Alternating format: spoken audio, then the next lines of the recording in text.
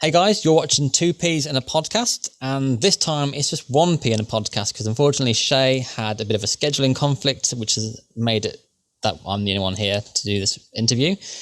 We have Heather Schmid, who is an American Grammy member, international recording artist, classically trained singer, musician, lyricist, television host, spokesperson, and philanthropist. Wow. Well, this is exciting. Hello, good to Thank you see for taking you. the time and for doing this interview. Really, really, really appreciate it. Oh, it's my pleasure. I'm so glad. How are you on this fine morning? I'm good. I'm doing good today. It's finally spring here. I live outside of Boston, and so it's been warm and sunny, and everybody's feeling a little happier. That's Because good. we get so much snow, and in the winter we're like so cranky around here. That's really fun actually, because I'm obviously based in the UK and we've got nice looking weather, but it's not very nice on the temperature. It's very deceptive. You go, oh, t-shirt weather, and you go outside and you're like, Well, no, it's not t-shirt weather yet. really? Sat in the garden with a coat on and beer or something. Oh, yeah. And it was raining earlier today, so you're comfortable with that weather, right? Yeah, very used to that weather. We moan about it a lot, but we can't do without it. That's right. That's right. Just one of those things. So earlier, I was just going through your career. Really, I spent the whole day researching you and really enjoying your story from where you began and your where you currently are and stuff. So let's just go back to sort of your roots. Really, you've had an extensive musical career dating back to 2003. But prior to your first album, you earned a scholarship at Boston University, where you were classically trained as an opera singer, composer, and pianist. What was it about classical music that you just absolutely loved? Oh, yeah. I loved how smart it was, honestly. I grew up in a small town in Connecticut, Marlborough, Connecticut. And we were lucky to have a really good music program. We had awesome elementary and middle school and high school, great fun foundation in music. And so, I was exposed to a lot of different styles of music. And we were near the Hart School of Music, which is in Hartford. And it's a really great opera school, basically, and classical music training school. And so as we all in high school would get better and better, we would find the Hart School of Music. And I had an amazing opera teacher, Mildred Coleman, who was she was a faculty at that. And she helped me to understand how cool it was and how, hard it was. As I was in high school, I was really driven to try new things and try hard things and really, into delve into something really deeply. And opera music and classical music is that. It's this collaboration of sophisticated elements. You have a full orchestra, you have a cello player playing this beautiful, intricate line, and then you have the violinist who they all meld together, and then you also get to be in that. And it's this beautiful tapestry all flowing together that that sounds beautiful, but it's also smart, as you're listening to it. And then as I, researched and got into it, it also really helps your brain. I realized that I was kind of tending to it to just chill out, help to chill out. I'm an overly excited person. I'm going 1,000 places. And so it helps me just chill out. And I see now on Spotify, everybody, uses classical music to study. It's it does really help to chill out.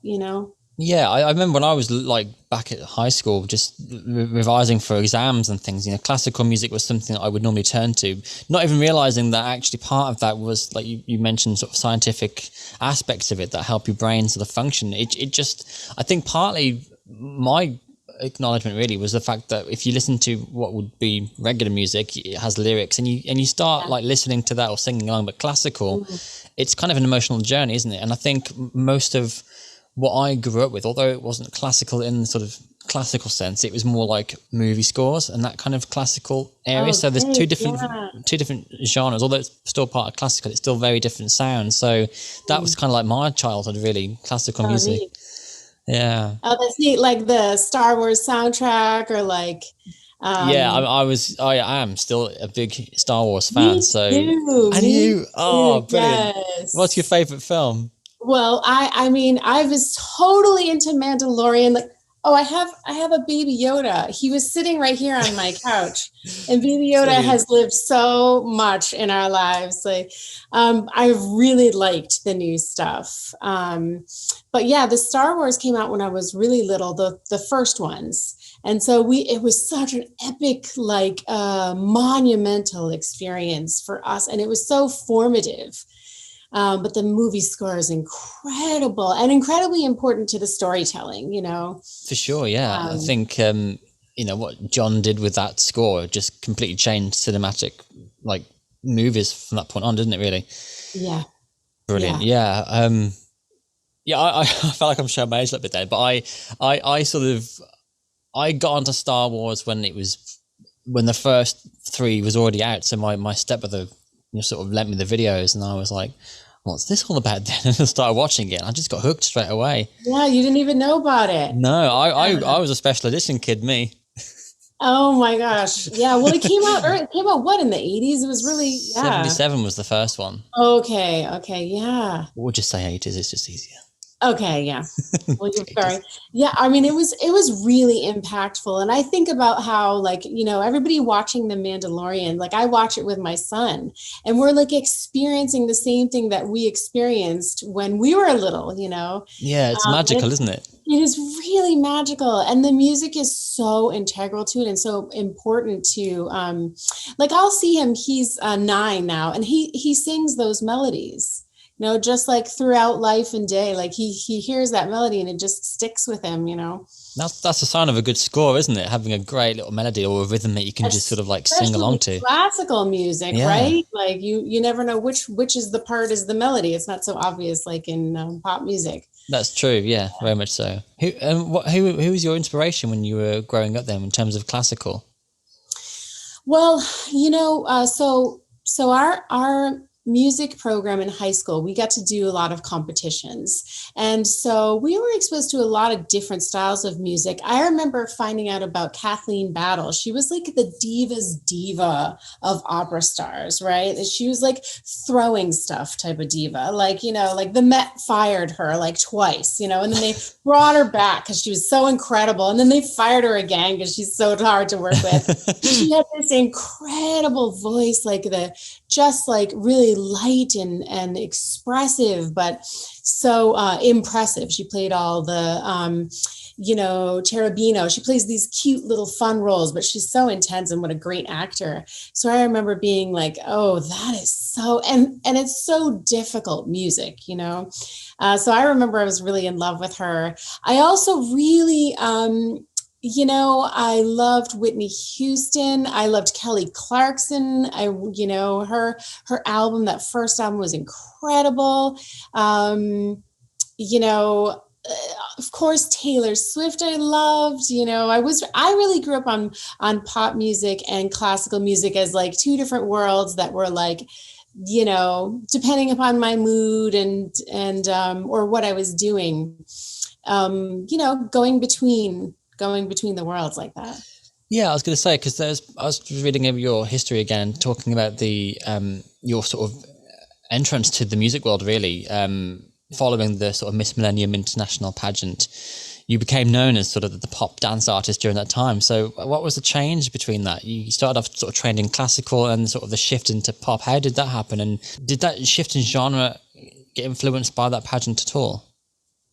Well, it was influenced by the location. We were, me and my friend decided to, once we graduated BU, we were going to go down to Vegas and we are going to compete in this Miss Millennium International pageant. We didn't really, it's just our fun thing. We were like, it's going to be so fun.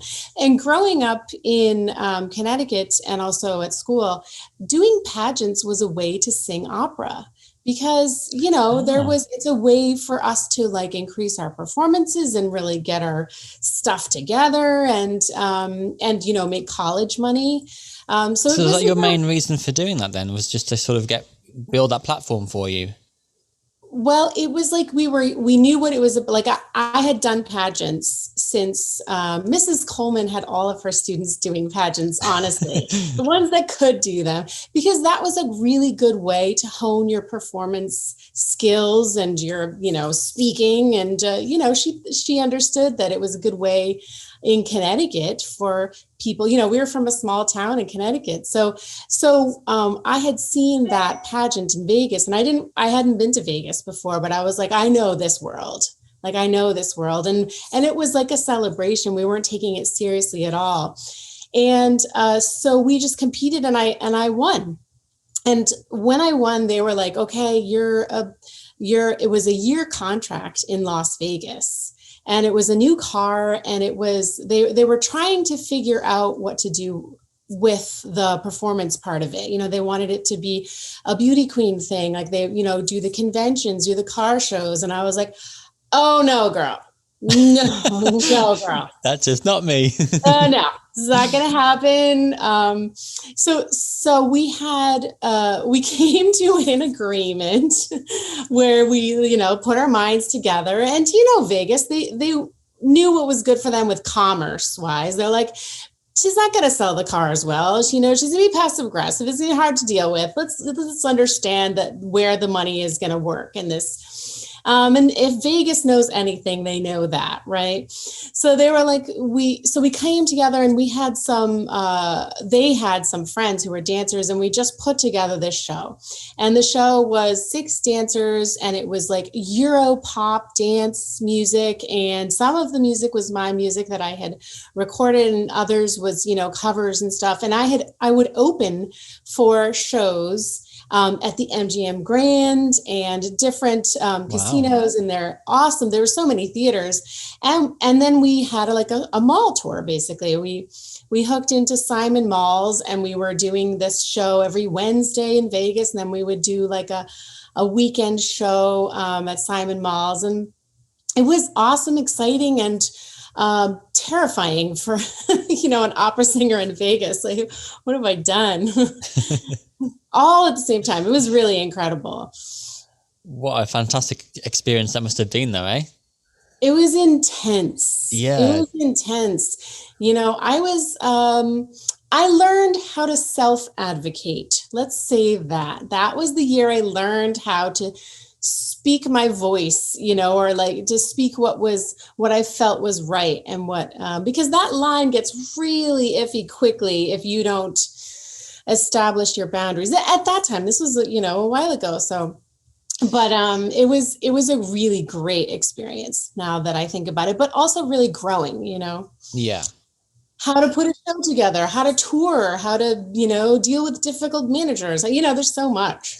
I think that's something that a lot of artists need to kind of get as well. Because just funny enough, quite recently, there's been a UK artist who I think was the product of an X Factor one of the years. Okay. And it's just coming out now that the way that she was treated, the way some of her competitors or, the competition were treated, the stuff they were made to sign just to be on the show, and basically just really like terrible things that ordinary jobs would never get away with. So why is it okay to do that? So she's becoming sort of like the voice of everyone else now, trying to have a full investigation into the rules and regulations and get things changed, and just really support fellow artists, really. So the fact that you kind of had your own mind back then and kind of knew what was right, what was not right, and had your own voice, I think is just fantastic. Well, it's a really hard place for women, young women singers to be in, because you're so desperate for success. You see it right in front of you. And these men, they're all men, that are, in my case, they were all men making decisions on your behalf. And you're young and impressionable and so like agreeable. I'm a naturally agreeable person.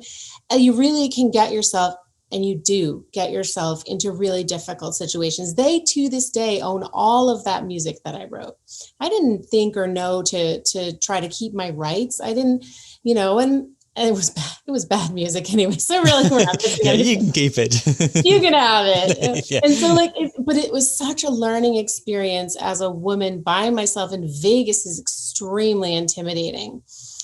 you become much more suspicious. Like, okay, wait, what is behind this? I have to go and I have to read that paper and I got to really actually look at it. And it's all of that stuff.